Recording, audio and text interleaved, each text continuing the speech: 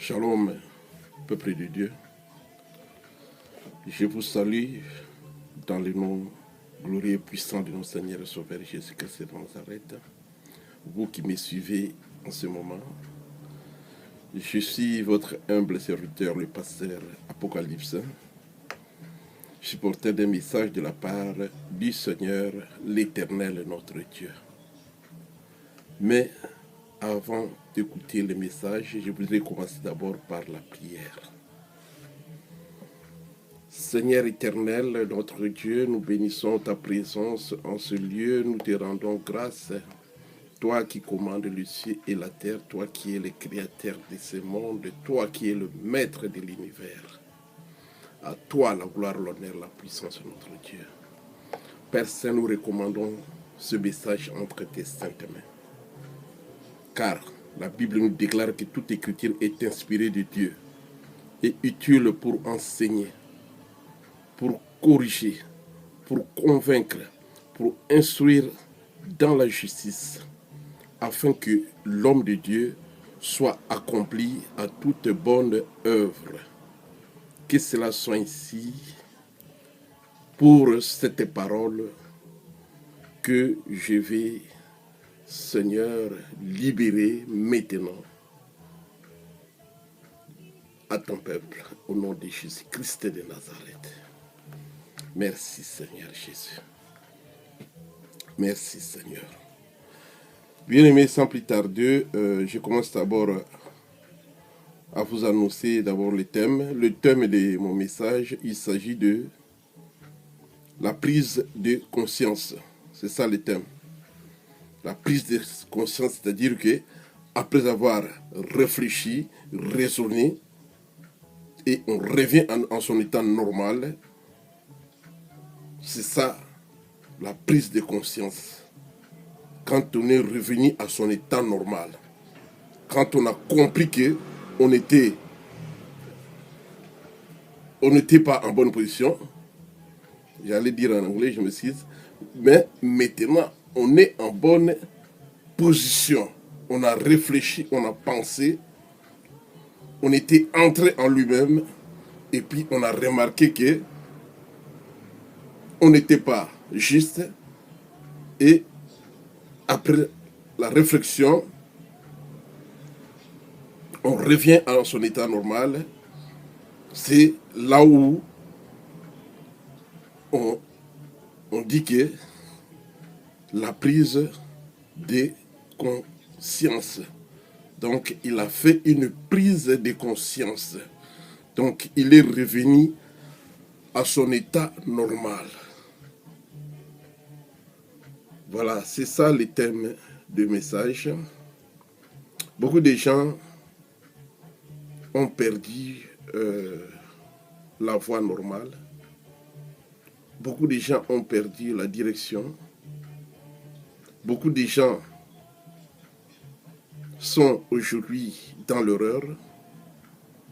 Pourquoi? Puisqu'ils marchent dans des mauvaises voies. Et des mauvaises pensées sont remplies dans leur cœur. Voilà pourquoi Dieu nous dit que vos voies ne sont pas mes voies. Et vos pensées aussi ne sont pas mes pensées. Donc, nous devons demander à Dieu de nous enseigner ses voies. C'est ça que nous devons faire. Toute personne doit faire ça. Pour que nous soyons sur les bonnes voies de Dieu. Et nous devons demander aussi à ce que Dieu puisse faire pénétrer en nous ses pensées. Pour que nos pensées deviennent ses pensées et nos voix deviennent aussi ses voix. C'est là où nous allons créer l'harmonie entre nous et notre Dieu. Voilà, c'est lui qui est notre Créateur. C'est lui qui nous a placés sur la terre. C'est lui que nous devons servir. Nous devons être tous à sa disposition. C'est lui qui doit nous orienter sur ses bonnes voies. Donc nous sommes obligés de lui faire confiance. Nous sommes obligés de nous attacher à lui pour qu'il nous enseigne ses voies, afin que nous ne soyons pas perdus. Car c'est lui qui a créé ce monde, c'est lui qui connaît ce monde.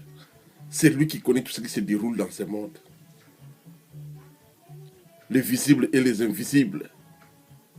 Lui qui ne dort ni ne somnole. Lui qui regarde, qui voit partout.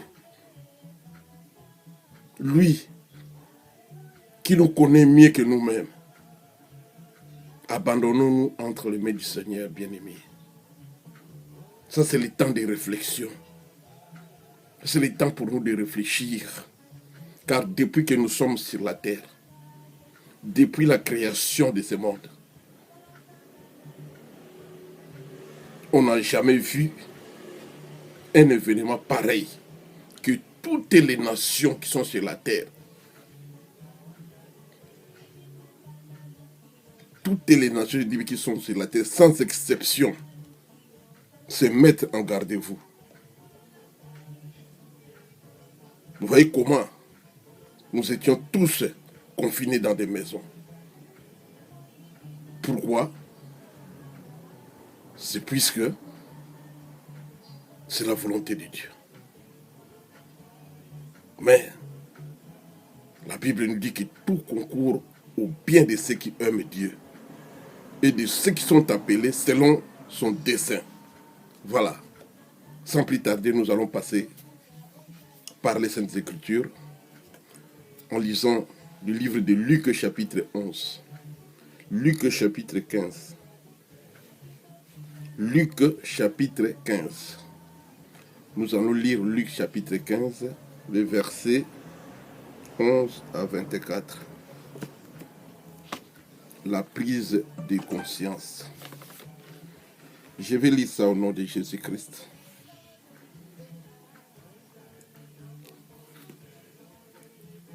Il dit encore, un homme avait 2 fils. Le plus jeune dit à son père, mon père, donne-moi la part qui doit me revenir. Et le père leur partagea son bien. 13. Peu de jours après, le plus jeune fils ayant tout ramassé, partit pour un pays éloigné où il dissipa son bien en vivant dans la débauche. 14. Lorsqu'il eut tout dépensé, une grande famine survint dans ce pays et il commença à se trouver dans les besoins. Verset 15. Il alla se mettre au service d'un des habitants du pays qu'il envoya dans ses champs garder le pourceau. Verset 16. Il aurait bien voulu se rassasier des carouges que mangeait le pourceau, mais personne ne lui en donnait. 17. Étant rentré en lui-même, il dit, combien d'ouvriers chez mon père ont du pain en abondance et moi, ici, je meurs de faim. Verset 18. Et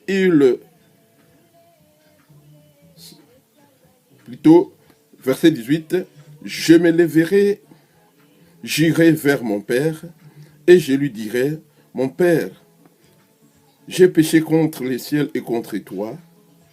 Je ne suis pas digne d'être appelé ton fils. Traite-moi comme l'un de tes ouvriers. Verset 20. Et il se leva et alla vers son père. Comme il était encore loin, Son père le vit et fut ému de compassion. Il courut se jeter à son cou et l'embrassa. Le fils lui dit, verset 21, le fils lui dit, mon père, j'ai péché contre le ciel et contre toi. Je ne suis plus digne d'être appelé ton fils. Mais, verset 22, mais le père lui dit à ses serviteurs, apportez vite le plus belle robe et revêtez-le. Mettez-lui un anneau au doigt et des souliers aux pieds. Amenez les veaux gras et tuez-les, mangeons et réjouissons-nous. 24. Car mon fils que voici était mort et il est revenu à la vie. Il était perdu et il est retrouvé. Et ils commencèrent à se réjouir. Parole du Seigneur. Amen. Voilà, c'est ça l'histoire que le Seigneur, notre Dieu, racontait ces jours-là. Le Seigneur disait ceci. Il y avait un père qui avait 2 fils.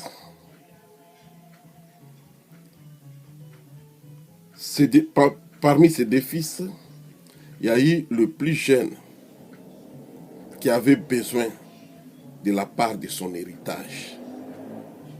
Il avait demandé à son père de lui donner sa part, de sa richesse, de son héritage, si vous voulez bien. Ensuite, le père avait décidé de faire un partage et lui avait remis la part de son héritage. Un jour après, le fils cadet ramassa tout ses biens, il ferma sa valise. Ensuite, il était parti d'un pays lointain pour aller vivre en dehors de son père, à l'écart de son père, car il ne voulait plus se dépendre de son père. Il voulait se dépendre de lui-même. Il voulait mener sa vie selon sa volonté et non plus selon la volonté de son père. Il était devenu un rétrogradé, si vous voulez bien. Ensuite, quand il était parti, il s'est lancé derrière les prostituées, là où il était parti. Il commença maintenant à mener une vie de débauche. Une vie compliquée. Une très mauvaise vie, pour bien dire. Par rapport à la vie qu'il menait quand il était encore dans la maison de son père. Il faisait de n'importe quoi. Il dépensait follement son argent. Il était dans la folie car il avait beaucoup d'argent. Quand il dépensait, lui croyait que ça entrait encore. Or, quand ça sort, l'argent, quand ça sort, si ça ne rentre pas, c'est un danger. Puisqu'il n'y a plus d'entrée, il y a seulement des sorties. Donc, tous les jours, il était derrière les femmes prostituées. Tous les jours, il dépensait son argent. Après quelques temps, comme il y avait trop de sorties et pas d'entrée, il se retrouva vide. Il n'avait plus rien dans sa poche. Il commençait maintenant à mourir de faim. Il commença à passer toute la journée sans manger. Parfois 2-3 jours, il n'avait pas rien à manger. Qu'est-ce qui va se passer? il va aller demander auprès d'un monsieur, après avoir s'est renseigné auprès des gens, il était parti voir un monsieur. Lui, ce monsieur-là avait des champs. Alors, il alla voir ce monsieur, lui demanda s'il peut lui embaucher dans ce champ. Le monsieur l'avait pris et l'avait envoyé dans ses champs pour aller garder le pourceau qui était dans ce champ. Il était là, il commençait à nourrir les pourceaux. Alors, comme ces pourceaux se nourrissaient des carouges, il avait besoin même de manger aussi les carouges que mangeaient les pourceaux. Regarde-moi comment était devenue la vie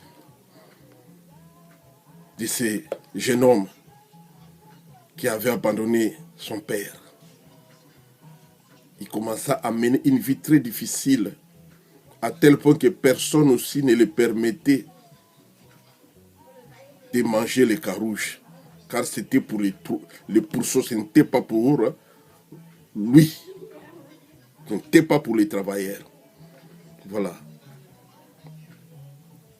Ensuite, comme la vie était devenue de plus en plus difficile, il ne pouvait plus rien faire. Il ne savait quoi faire encore. Car il avait remarqué une très grande différence quand il était dans la maison de son père et quand il est venu dehors. Voilà, bien aimé, on ne blague pas avec la vie. Nous vivons seulement une seule fois. Ce jeune homme, un jour, était assis dans sa chambre et il commençait maintenant à réfléchir. Il commençait à penser. Après avoir pensé, comme la Bible dit qu'il était entré en lui-même. Après avoir entré en lui-même, il avait vu que la vie qu'il était en train de mener, c'était une vie qui était beaucoup différente avec la vie qu'il menait quand il était auprès de son père. Voilà, c'est ça la prise de conscience. Après avoir réfléchi, après avoir raisonné, il avait pris une décision. Il a dit que non, je vais rentrer chez mon père. Je vais lui dire, Père, pardonne-moi, car j'ai péché contre le ciel et contre toi. J'ai fait ce qui n'était pas bon devant tes yeux. J'avais commis une grosse bêtise de libérer ta maison et d'aller vivre ailleurs. Pardonne-moi. Traite-moi même comme l'un de tes ouvriers. C'est comme ça, c'est la décision qu'il avait prise, qu'il va le dire à son père. Après avoir réfléchi, il a trouvé un compromis. Il était revenu maintenant en lui-même. Il avait vu maintenant sa position, que ce n'était pas cette position que lui devrait occuper sur cette terre. Ce n'était pas lui qui devrait mener une vie pareille. Car son père avait tout. Tout était avec son père. Mais là, il était dans le manque total. Il manquait maintenant tout. Je pense que même les habits qu'il avait, il avait tout vendu. Et il n'avait plus rien. Car il avait utilisé aussi cet argent-là après avoir vendu les habits. Ensuite, il avait pris une décision. Le lendemain, de rentrer chez son père. Voilà. Après, il décida de rentrer chez son père. Il avait pris cette décision et il était parti. Il était retourné vers son père.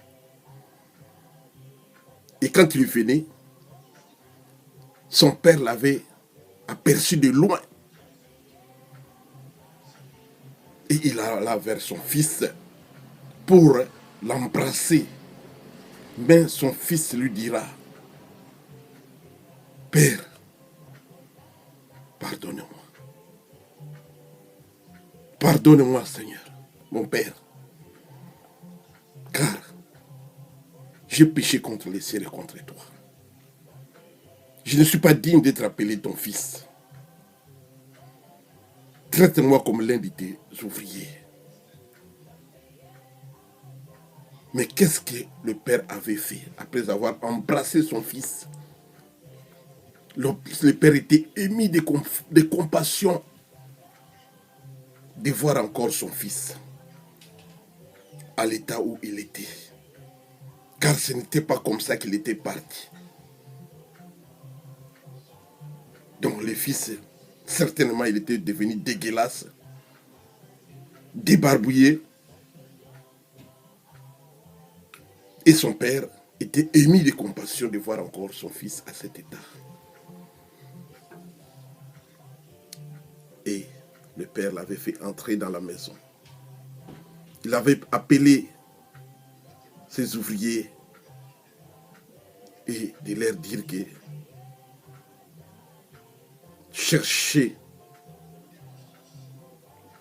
cherchez-moi une robe, la belle robe. Prenez la belle robe. Revêtez à mon fils la belle robe. Ensuite, un anneau à son doigt et mettez-lui des souliers. Car, voici, mon fils était perdu. Et il est revenu à la vie. Il était perdu et il est retrouvé aujourd'hui.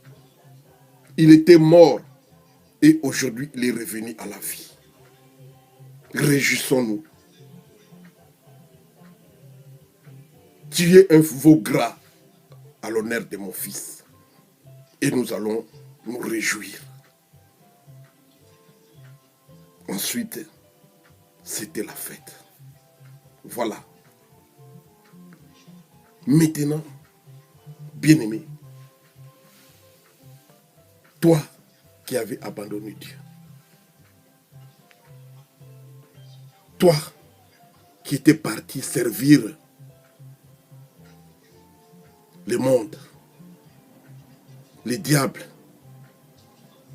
toi qui menais une vie de désordre, une vie débordante, une vie de prostituée, une vie de magie, une vie des idolâtres, une vie mondaine, une vie sans Dieu.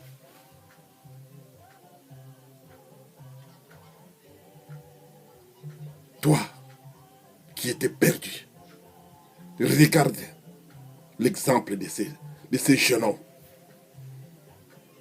Regarde son exemple. Aujourd'hui, c'est toi. C'est à toi maintenant de faire la prise de conscience. C'est à toi de réfléchir pour ta vie. Réfléchissez. C'est le moment, ça c'est le temps de réfléchir. C'est le moment où chacun de nous doit réfléchir pour sa vie. comment il avait mené sa vie. Est-ce que la vie qu'il menait, la vie que tu menais, c'était une vie qui était agréable à Dieu? Est-ce que tu plaisais à Dieu? Toi aussi c'est pareil, tu avais abandonné ton père, comme ce jeune homme qui avait abandonné son père. Ici, le Père, nous avons l'image carrément de Dieu. Christ voulait parler de Dieu le Père, car il n'y a qu'un seul Père, ce Dieu, l'Éternel des armées, le Créateur de ce monde, le Maître de l'univers, le Dieu d'Abraham, d'Isaac et de Jacob, notre Père, notre Créateur, c'est lui. Christ voulait parler, c'est le symbole de Dieu. Donc le Père ici symbolise le Père créateur de ce monde. Nous sommes ses enfants. Nous sommes ses fils. Toi, qui te ressembles au fils cadet qui avait abandonné la maison du Père et qui était parti pour aller vivre sa vie qui ne dépendait pas du Père. Qui a tant servi le diable, qui a tant mené une vie de déshonneur, qui a tant fait des embuscades. Regarde, depuis quand tu avais abandonné Dieu? Depuis quand tu avais abandonné Dieu, notre Père? Réfléchissez aujourd'hui. Prends ton temps aujourd'hui pour raisonner au travers de ce message, afin que tu puisses prendre la prise de conscience et de prendre une décision aujourd'hui, après avoir écouté le message, de retourner vers ton Père, le Créateur, notre Dieu. De retourner vers notre Dieu. Après avoir réfléchi sur ta vie, car la Bible dit que le salaire du péché, c'est la mort. La vie de péché que tu as tant mené, cette vie de péché va te conduire droit à la mort. Voilà pourquoi le Père avait dit, réjouissons-nous, car mon fils, voici, il était mort, mais il est revenu à la vie. Tu peux que revenir à la vie si tu reviens à l'Éternel avant qu'il soit trop tard. Tant que tu ne reviens pas à l'Éternel, tu auras de mauvaises conséquences. Tu as vu ce jeune homme. Il avait vu qu'il y avait déjà de mauvaises conséquences. Car la mort était près de lui. Il était déjà proche de la mort. Mais il n'avait pas voulu attendre encore. Il avait pris seulement une décision. Après avoir raisonné. Après sa réflexion, il avait pris la décision que toi tu vas prendre aujourd'hui. De rentrer vers ton Dieu. D'abandonner les œuvres des ténèbres. D'abandonner les diables. Ainsi que toutes ces ordonnances. Tu dois abandonner toutes ces choses-là que tu fais là. Cette mauvaise vie que tu mènes. Tu dois rentrer. Tu dois retourner vers ton Père, qui est notre Père. Le Père a besoin de toi. Il faut que tu rentres avant qu'il puisse détruire cette terre. Le Père a besoin de toi. Que tu puisses rentrer. Comme ça a fait ce jeune homme. Car, dans la maison de notre Père, rien ne nous manque. Rien ne nous manque. Il y a tout dans la maison de notre Père. Revenez. Arrête avec cette vie de désordre. Arrête avec cette vie de prostituée. Arrête avec cette vie de débauche. Car tu risques de mourir et de ne pas entrer dans le royaume de Dieu. Tu risques de mourir et de perdre toute ta vie pour l'éternité. Alors Dieu ne fait pas que tu puisses mourir à cet état. Fais comme avait fait les jeunes hommes. Le fils cadet qui avait pris une décision d'abandonner cette vie mondaine, cette vie de débauche, cette vie de prostituée, cette vie de vol, cette mauvaise vie qu'il commençait à mener. Il avait réfléchi, il avait vu que chez son père, il n'était pas comme ça. Et regarde comment le diable te fait souffrir. Il t'envoie parfois dans des cimetières, aller dormir dans les cimetières. Il t'envoie parfois dans des toilettes, aller dormir dans des toilettes. Il t'envoie d'aller te faire suyer. Partout où il y a la souillure de ce monde. Aujourd'hui, tu es devenu une brebis carrément perdue. Tu es devenu une âme perdue. Dieu veut te sauver. Le Seigneur Jésus-Christ t'appelle. Il veut te sauver aujourd'hui. Jésus-Christ a besoin de toi. Il te dit qu'il était venu sur cette terre, dans ce monde, pour sauver ceux qui étaient perdus. Toi, tu fais partie dans la liste de ceux qui étaient perdus. Il veut te sauver aujourd'hui au travers de ce message. Ce message, ça sort de Christ. C'est lui-même qui disait ce message. C'est lui-même qui parlait de tout ce que je suis en train de dire. Moi, je suis en train seulement d'interpréter ce que le Seigneur avait dit. Voilà pourquoi. Réfléchissez. Réfléchissez aujourd'hui. N'attendez pas demain. Car tu ne sais pas ce qui arrivera demain. Réfléchissez seulement aujourd'hui, après avoir écouté le message. Et prends une décision. Après la réflexion. Rentre chez ton Père, qui est notre Père. Le Seigneur Jésus-Christ t'appelle. C'est lui qui est venu. C'est lui qui m'a envoyé de venir t'appeler. Car il a besoin de toi. Il faut que tu rentres à la maison avant qu'il puisse détruire ce monde. Avant que les désastres arrivent dans ce monde. Avant que la colère de Dieu puisse descendre sur cette terre. Car c'est le temps de la vengeance. Le temps de la vengeance de Dieu contre les rebelles. Bien-aimé dans le Seigneur, reviens vers ton Père. Ton Père ne te mettra jamais dehors.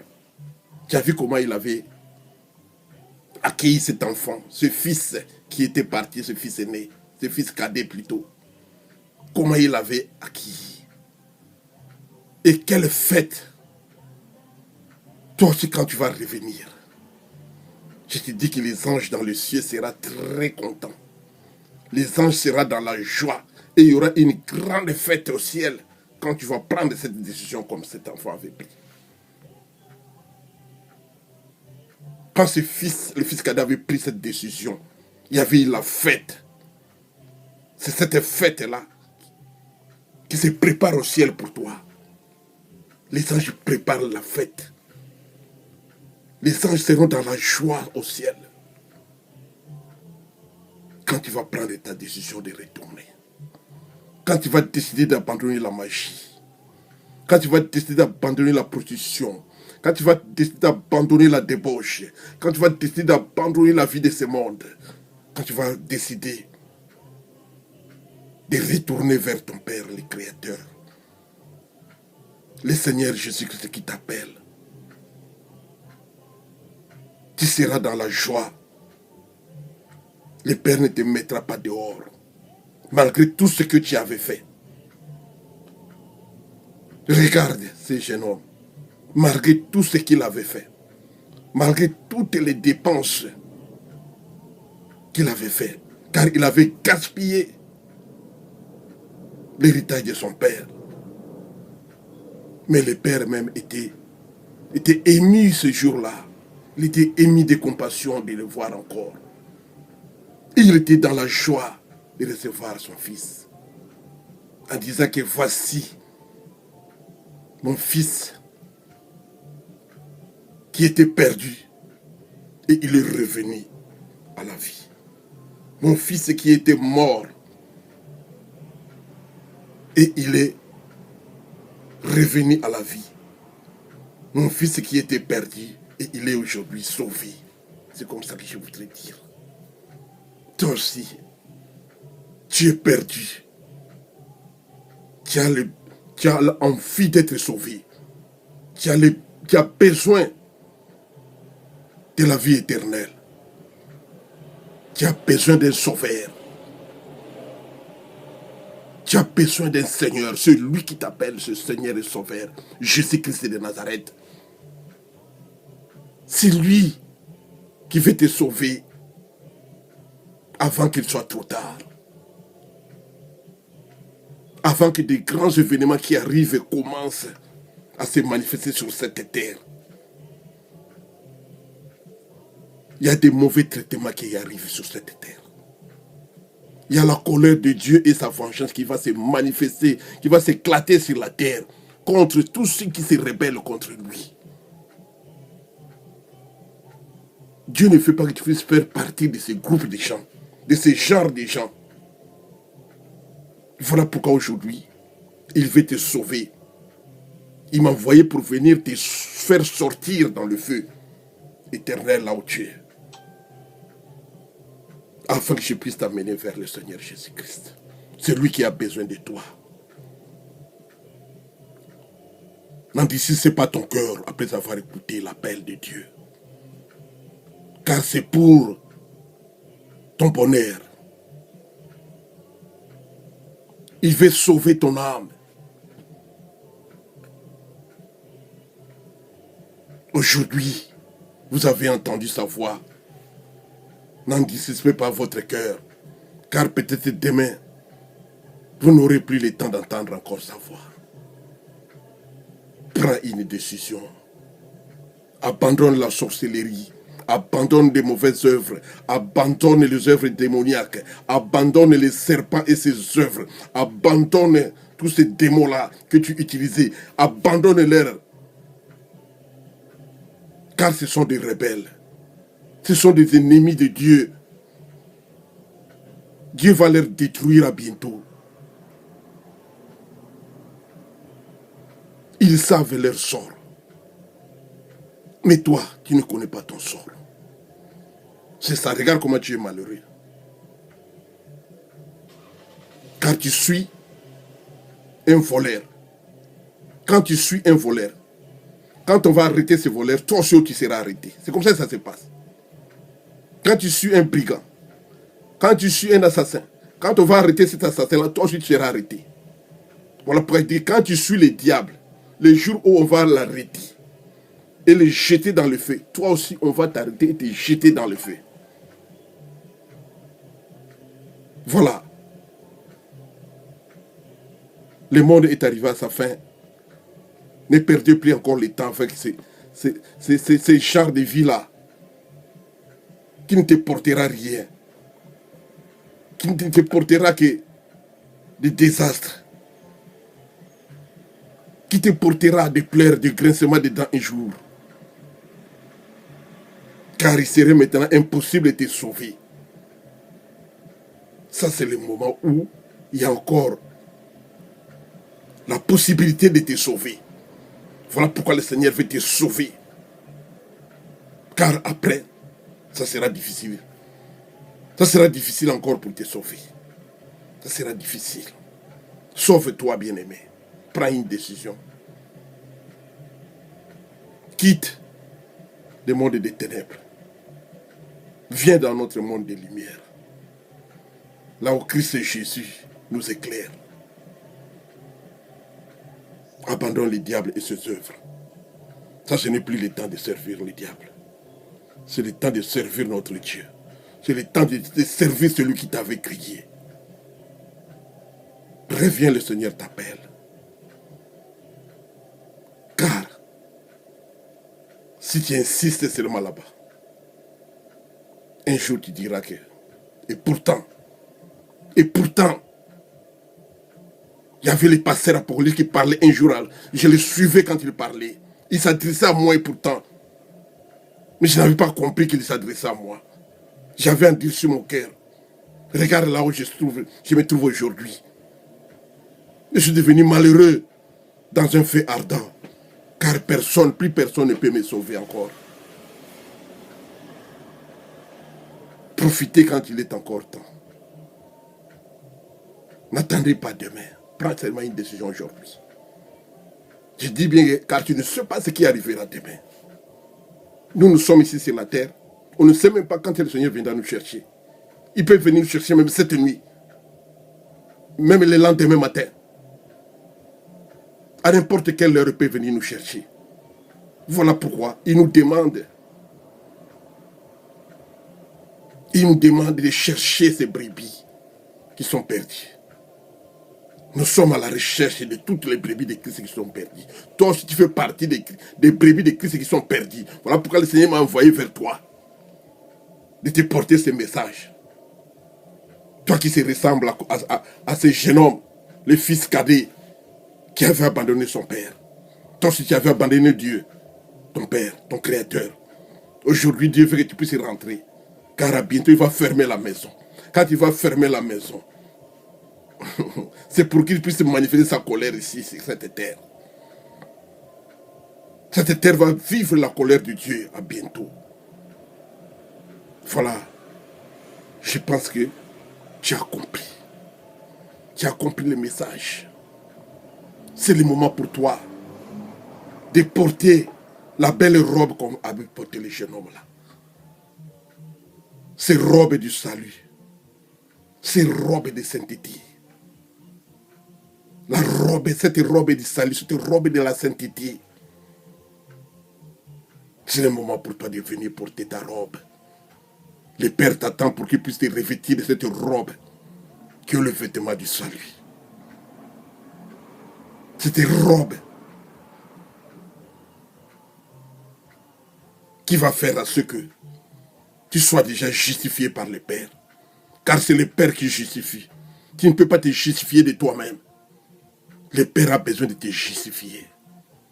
Viens porter la robe de justice. La robe de sainteté.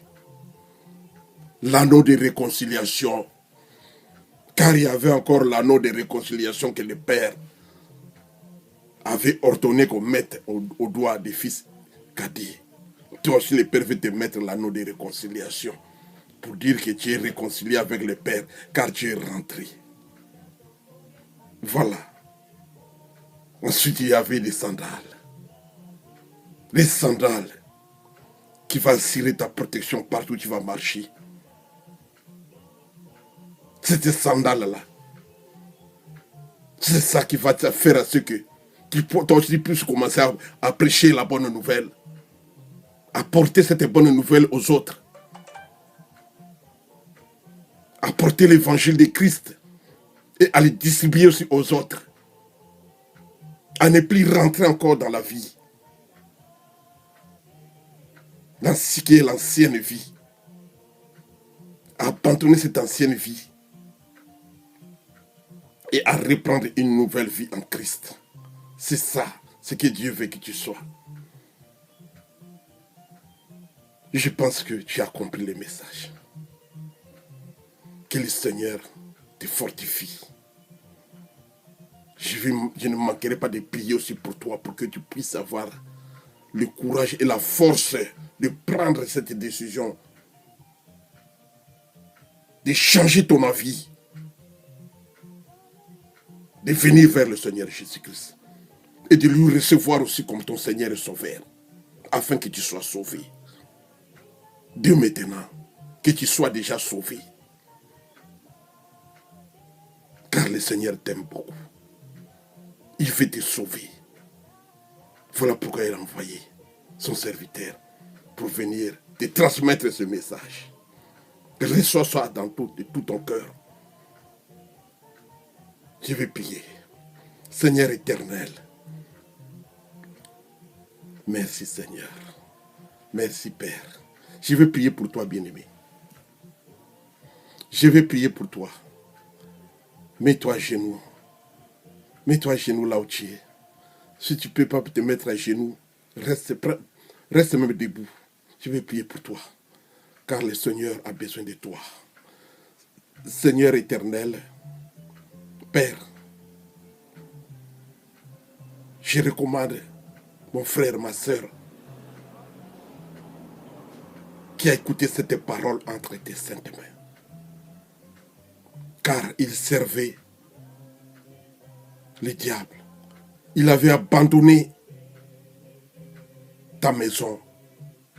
Mais aujourd'hui, il veut retourner comme avait fait ce jeune homme qui avait pris la décision de retourner vers son Père. Lui aussi veut retourner vers toi, Père. Voilà pourquoi. Reçois-lui aujourd'hui. Pénètre dans son cœur, car il a ouvert son cœur. Tu as tant frappé devant son cœur. Aujourd'hui, il a pris la décision d'ouvrir son cœur et de te recevoir comme étant son Seigneur et Sauveur. Il a pris la décision d'abandonner l'ancienne vie, la mauvaise vie qu'il menait seul.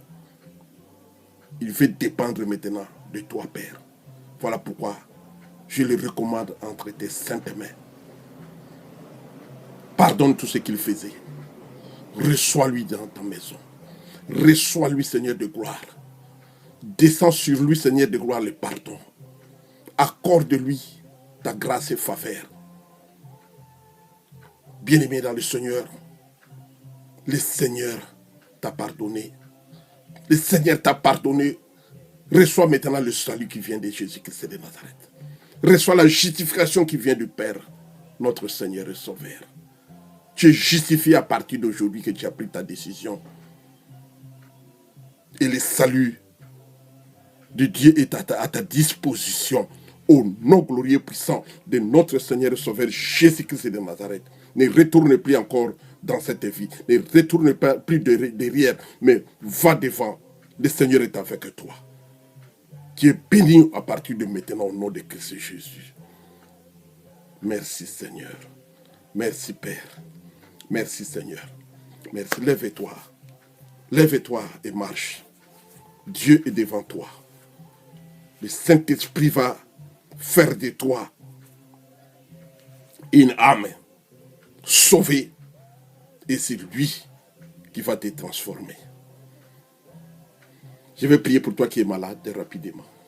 Seigneur éternel, je recommande aussi ton fils, ta fille qui est malade. Tu connais sa maladie. Mais toi, regarde les produits pharmaceutiques ne répondent même plus à son organisme. Les médecins sont arrivés à la fin de leur science. Ils attendent que la mort. Ils promettent seulement la mort à ses patients.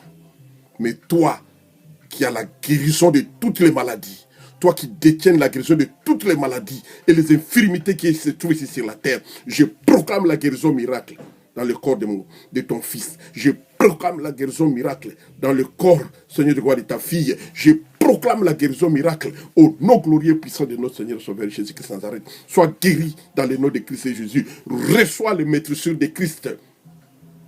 Car sa parole déclare que nous sommes guéris au travers de ces meurtrissures. Toi aussi, aujourd'hui, tu es guéri au travers des meurtrissures de Christ reçus sur la montagne de Golgotha à cause de toi. Sois guéri, sois enveloppé par le sang de Jésus-Christ. Que le sang de Jésus-Christ te couvre, t'enveloppe comme une cuirasse de guerre. Et que la puissante main de l'Éternel des armées, qui avait divisé la mer Rouge en deux parties, soit placée maintenant et positionnée au-dessus de toi comme bouclier de combat au nom de Christ et Jésus. Tu es guéri à partir d'aujourd'hui au nom de Christ Jésus. Tu n'es plus malade. Ta foi t'a sauvé. Ta foi t'a sauvé, ma fille. Ta foi t'a sauvé, mon fils. Ta foi t'a sauvé, frère. Tu es sauvé à partir de la foi que tu as dans ton cœur. Ta foi t'a sauvé. Ta foi t'a guéri. Au nom de Jésus-Christ de Nazareth. J'ai ainsi prié. Amen. Amen. Amen, amen.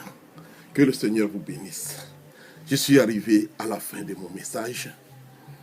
Que Dieu vous fortifie, vous garde et vous bénisse. Que le Seigneur lui-même vous rend visite. Cette nuit quand vous allez dormir, le Seigneur ne manquera pas de venir vous rendre visite. Il est vivant. Il est partout, il est ressuscité. Il est même à côté de toi pendant que je parle. Car quand moi j'ai prié, lui il était déjà à côté de toi. Le ciel est dans la joie. Il y a la fête au ciel. Car toi, tu as pris une décision de te repentir, de te convertir et de revenir vers ton Dieu, le Créateur. Voilà pourquoi il y a la fête au ciel là-bas. Il y a une grande fête. Les anges sont dans la joie. Car toi qui étais perdu, tu es sauvé aujourd'hui. Toi qui étais mort, tu es revenu à la vie aujourd'hui, à partir de maintenant. Voilà pourquoi, gloire soit rendue à notre Dieu. Que le Seigneur, notre Dieu, lui-même puisse prendre soin de toi et qu'il puisse te donner tout ce dont tu as besoin jusqu'à ce que tu participes aussi à l'enlèvement des saints qui arrivent, à l'enlèvement des rachetés qui arrivent, que tu sois ensemble, que tu participes à l'enlèvement des sanctifiés qui arrivent bientôt. Au nom glorieux et puissant de notre Seigneur et Sauveur, Jésus-Christ de Nazareth, j'ai ainsi prié. Amen. Amen, amen, peuple de Dieu. Que le Seigneur vous garde et vous bénisse. À nous revoir prochainement. Si le Seigneur ne vient pas nous chercher. Amen.